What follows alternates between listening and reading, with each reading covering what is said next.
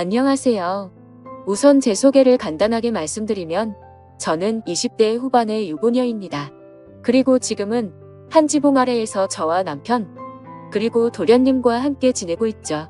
처음부터 도련님이 함께 살았던 건 아니었는데 도련님이 대학교에 가기 위해서 저희 집에 지내게 되면서 결국 사건이 터지고 말았습니다. 왜냐하면 제가 도련님을 사랑하게 되어버렸기 때문이죠. 남편과는 제가 20살이 되었을 때 만남을 가지게 되었습니다.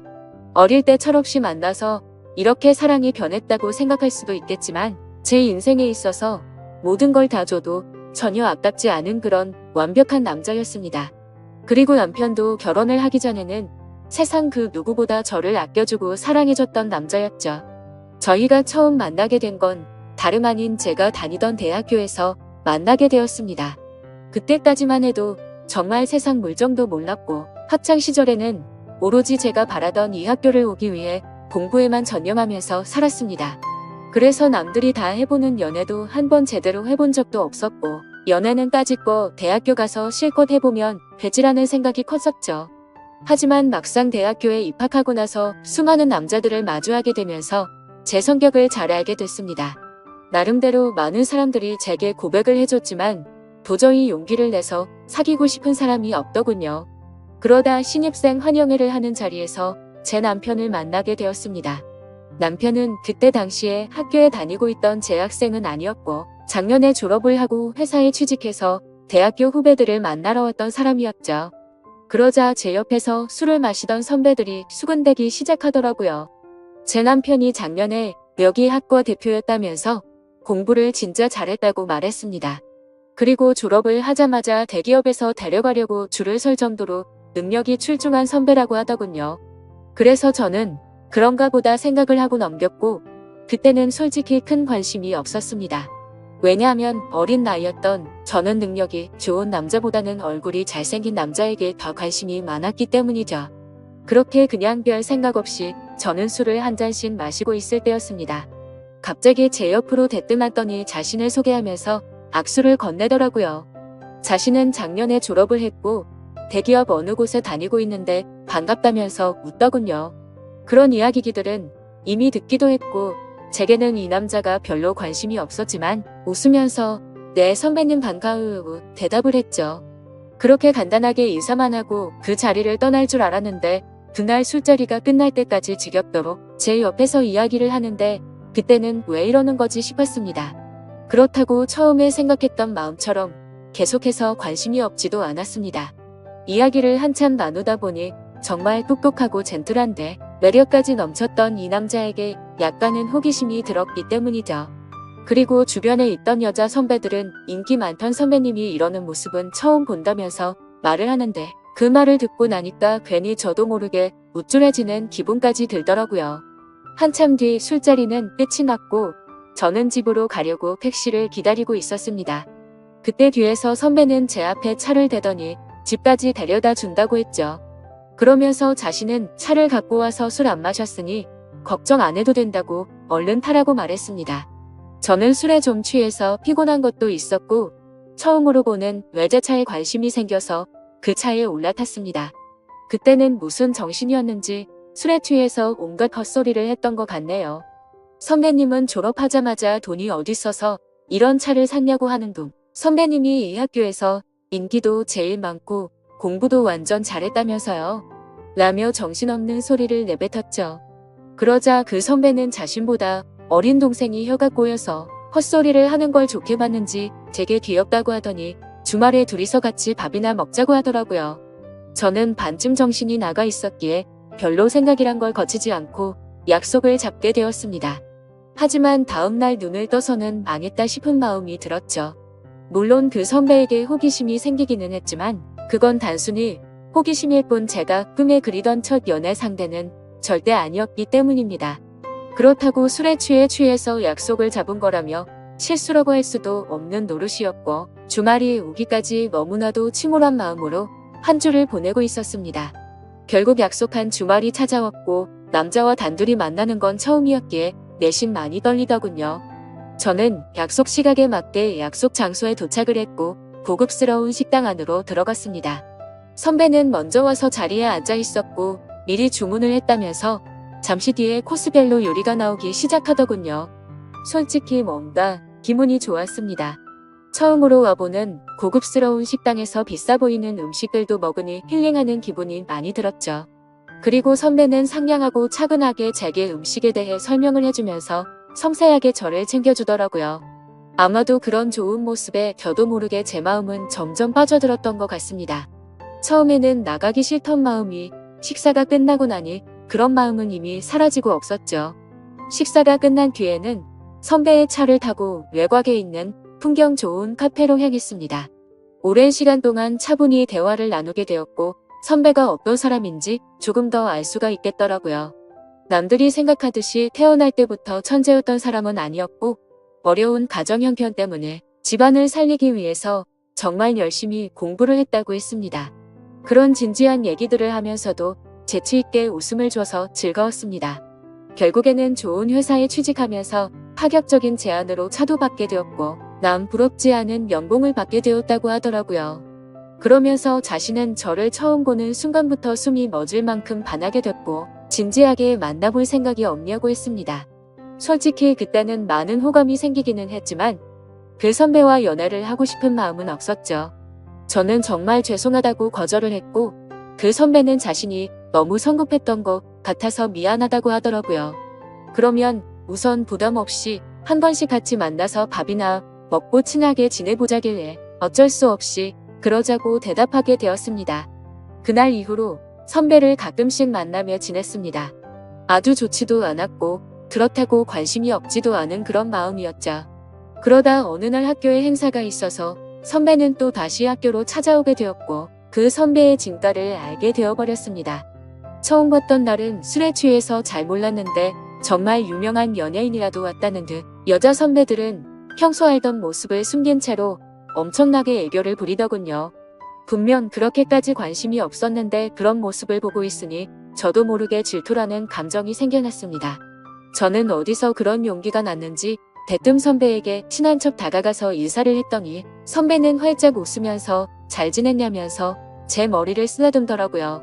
그 순간 주변에 있던 모든 사람은 일시정지가 되어버렸고 저는 가슴이 뛰기 시작했습니다. 그날 그 사건으로 인해 저는 제 진심을 알게 되었고 고백을 받았던 제가 오히려 선배에게 제 마음을 알려주고서 연애를 시작하게 되었죠. 처음에는 하나의 문제도 없다고 생각될 만큼 모든 순간이 행복했고 만족스러웠습니다. 그래서 어린 나이임에도 불구하고 저는 결혼 고백을 승낙하게 되었고 22살이라는 어린 나이에 유부녀가 되어버렸던 거죠. 그때는 이 사람과 지내면 평생이 행복하겠구나 싶었습니다.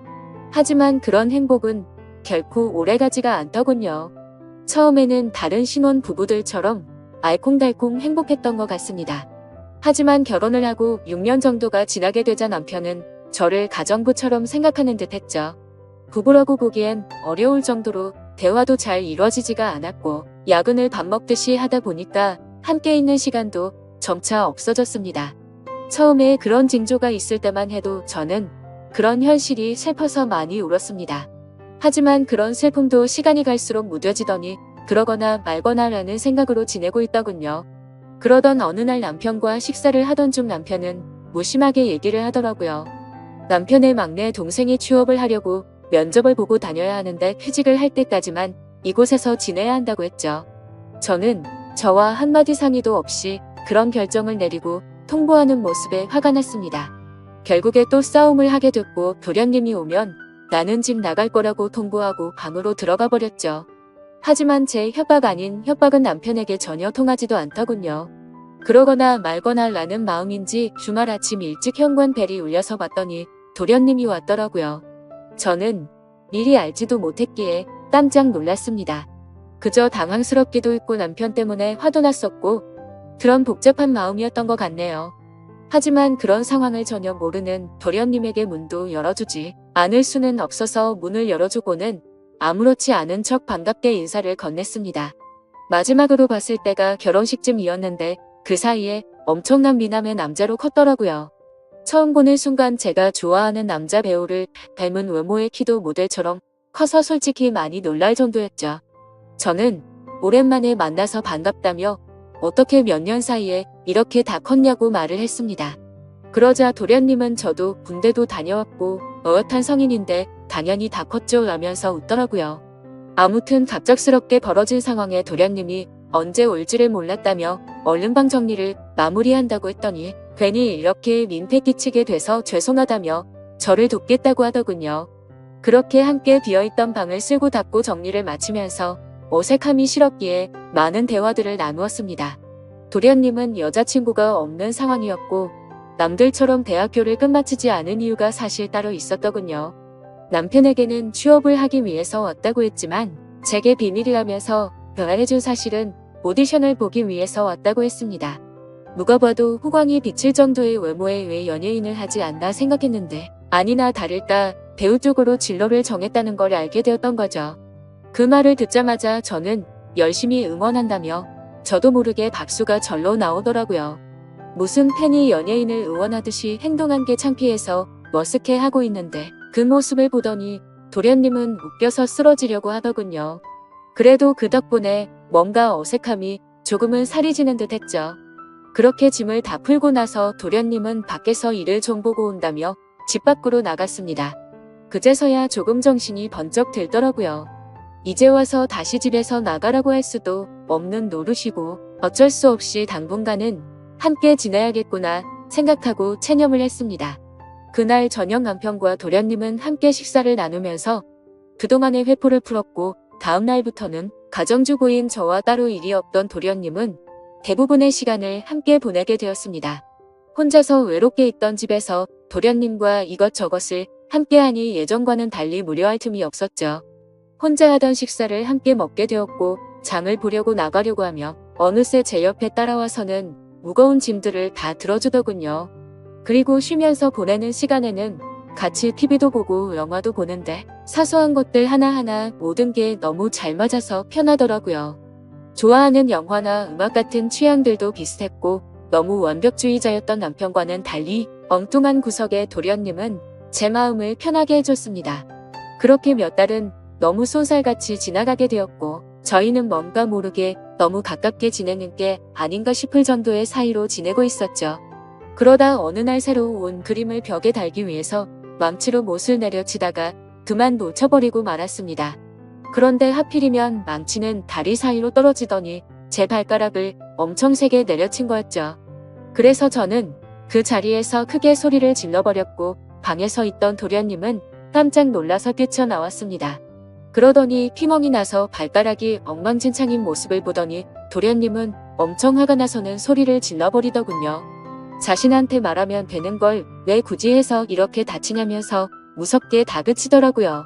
그러더니 너무 걱정하는 모습으로 눈물이 글썽거리면서 저를 들어 안더니 차가 있는 지하로 내려갔습니다. 정신없이 뛰어가는 와중에도 제게 아프지 않냐고 물어보길래 저는 너무 아프다고 말했고 조금만 참으라더니 병원으로 쏜살같이 갔죠. 급하게 치료를 끝내고 나니 도련님은 화를 낸 게 무안했는지 사과를 하더군요. 형수님이 다치셔서 너무 깜짝 놀라서 화를 내게 된 거라고 죄송하다고 했습니다. 그런 모습을 보고 있으니 제 걱정을 해준 도련님의 모습에 고마운 마음과 묘한 마음이 들어서 괜찮다고 했죠. 그렇게 도련님과 저는 집으로 돌아가게 되었고 저녁 늦은 시간에 남편이 들어와서 오늘 있었던 일을 말해줬습니다. 그런데 남편은 쳐다보는 둥 마는 둥 하더니 조심 좀 하지 이 한마디가 끝이더군요. 아마도 그때부터 남편에게 향하던 사랑이 완전 식어버린 듯 합니다. 그날이 있고 며칠 뒤 남편은 중요한 일이 있어서 하루 동안 출장을 다녀온다고 하더라고요. 그래서 그런가 보다 하고서 남편을 떠나보냈고 다리를 다친 저를 부축해주는 도련님과 함께 장을 보러 나갔습니다. 그런데 그날따라 주변에 보이는 커플들이 한없이 부러워 보였습니다. 남편과 밖에서 식사를 한 지는 언제인지 기억조차 나지 않았고 너무 비참한 인생을 사는 듯한 제 모습이 짜증이 났죠. 그래서 도련님에게 오늘 우리 외식하고 들어갈까요? 라고 물었고 도련님과 함께 결혼 전에 자주 가던 단골 식당으로 갔습니다. 식당 주인 아주머니께서는 왜 이렇게 오랜만에 왔냐면서 어떻게 미모가 예전 그대로 예쁘냐며 저를 부끄럽게 칭찬을 해주시더라고요. 그 말을 듣고 있던 도련님은 저희 형수님이 예전에도 지금처럼 예뻤냐고 묻더군요. 그러자 식당 아주머니는 그때도 완전 예뻤다며 걸핏하면 다른 남자들이 번호 물어보고 가고 그랬다며 말하셨습니다. 칭찬에 괜히 기분이 좋아졌고 옛 생각도 나서 소주도 한 병 시켰죠. 그런데 소주를 한 잔, 두 잔씩 먹다 보니 평소보다 많은 양을 마시게 되었고 결국 술에 잔뜩 취해버려서는 온갖 진상을 피우게 되었습니다. 술을 마시다 보니 감정이 복받치게 되었고 저는 갑자기 눈물이 나더라고요. 예전에는 이렇게 집에 갇혀있는 애완동물처럼 살지 않았는데 너무 외롭고 슬프다고 말했습니다. 그러자 도련님은 아직 젊은데 굳이 왜 그렇게 지내냐고 묻더군요. 그 말을 들으니 맞는 말이었습니다. 굳이 누가 이렇게 살라고 정해준 인생도 아닌데 그럴 필요가 없었죠. 도련님은 굳이 외롭고 슬픈데 억지로 참을 거 없다며 하고 싶은 대로 하라고 하더라고요. 그러다가 문득 궁금해져서 물었습니다. 형의 아내인데 이혼해도 상관없다는 거냐고 물으니 자신도 이곳에서 지켜보니 형의 행동이 심히 거슬렸고 그렇게 살 바에는 그게 더 낫지 않겠냐 하더군요. 그래서 저는 도련님이 보기에는 제가 이혼하고 나면 잘 살 수 있겠냐고 물었습니다. 형수님은 지금도 충분히 어리고 예쁘신데 당연한 거 아니냐고 하더라고요. 형수님만 아니었으면 자신도 반했을 거라고 하는데 무슨 말이지 싶어서 깜짝 놀라는 동시에 예쁘다고 해주는 말에 저도 모르게 심장이 두근거렸습니다. 그렇게 묘한 감정으로 도련님과 함께 집으로 들어왔고 도련님은 간단히 한 잔 더 하지 않겠냐고 물어보더라고요. 평소 같았으면 술에 많이 취해서 그냥 잤을 텐데 그날은 저도 모르게 조금 더 마시고 싶었습니다. 결국 술을 조금 더 마시다가 도련님이 말하더군요. 형한테 죄 지은 것도 없는데 형수님이 이렇게 지내는 거 마음이 아프답니다. 만약 결심만 선다면 자신이 최선을 다해서 도울 테니 친한 동생이라고 편하게 생각하고 말하더고요. 그 말을 듣는데 너무 취해서 정신이 나가버린 건지 저를 위해서 그런 말을 해주던 모습이 너무 사랑스러워서 도련님의 볼에 입을 맞추고 말았습니다. 저도 모르게 충동적으로 그런 행동을 하고 나서는 정신이 번쩍 들었고 죄송하다는 말을 하고는 피곤해서 먼저 잔다면서 방으로 도망가 버렸죠. 그렇게 실수를 저지르고 나서 아침 일찍 남편은 다음날 집으로 돌아왔고 저는 남편에게 엄마가 아프셔서 집에 좀 다녀온다고 말하고는 도련님이 일어나기도 전에 집에서 나갔습니다. 정말 오랜만에 오게 된 집은 정말 제 마음을 위로해줬죠.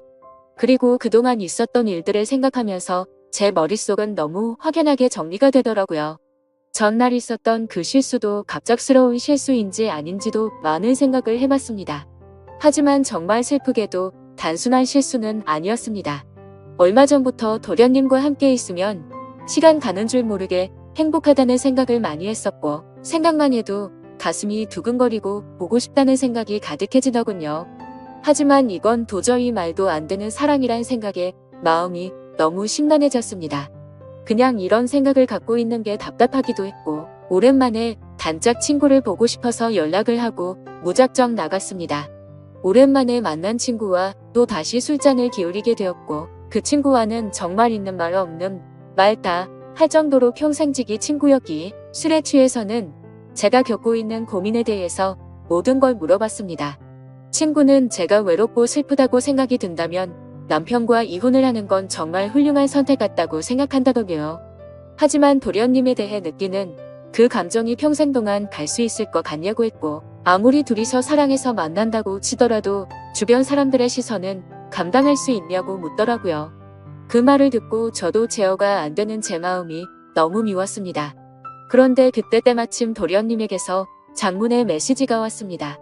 형수 어제 그 마음이 진심인지 아닌지는 잘 모르겠지만 사실 나도 예전부터 형수를 보면 많이 설레게 되었어요. 그렇다고 이런 잘못된 사랑을 키워나가는 건 절대 아니라고 생각했기에 참았어요. 그런데 어제 힘들어하던 그런 속마음을 알고서 용기를 내고 싶고 형수의 행동에 저도 이제는 제 마음을 숨기고 싶지 않아요. 다른 사람의 시선도 중요하지만 우리 둘만 행복할 수 있다면 그걸로 만족해요.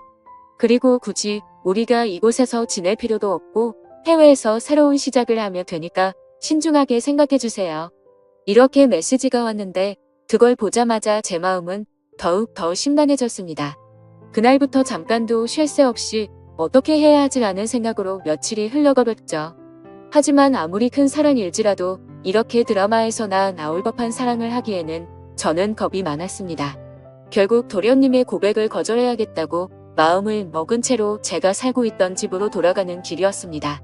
그런데 도련님과의 만날지 말지의 생각을 해본 것만으로도 바람을 핀 것처럼 남편에게 미안한 마음이 들었죠. 그래서 오랜만에 남편과 외식을 하고 싶은 마음에 깜짝 놀래켜주려고 남편의 회사로 찾아갔습니다. 남편 회사 근처에 위치한 커피숍에서 커피를 시키고서는 남편에게 연락해서 이곳으로 오라고 하려고 전화를 하려던 순간이었습니다. 그런데 제 눈앞에는 충격적인 광경이 펼쳐지고 말았죠. 신호음이 가는 중에 남편이 저 멀리서 보였는데 어떤 미모의 어린 여자와 입맞춤을 하고는 회사로 들어가더군요. 내가 지금 본 게 도대체 뭐지 싶었고 너무 충격적이었습니다. 솔직히 남편에 대한 미련은 전혀 없는 줄 알았는데 막상 바람을 피우는 그 모습을 보니 배신감의 피가 거꾸로 솟는 기분이더군요. 순간적으로 저는 그 길로 남편이 아니라 곧장 그 여자의 뒤를 따라갔습니다. 그렇게 택시를 따라간 그 길은 제게 너무나도 익숙한 길이었죠.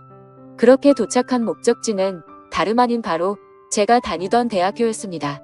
저는 택시에 내리자마자 소리를 쳐서 그 여자를 불러 세웠습니다. 그러자 그 여대생은 당황해하면서 저를 쳐다보더라고요.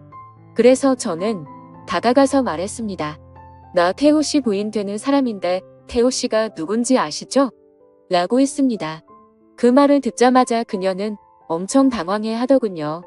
태호 선배요. 태호 선배가 부인이 있다는 건 전혀 몰랐는데 라며 말끝을 흐리더라고요.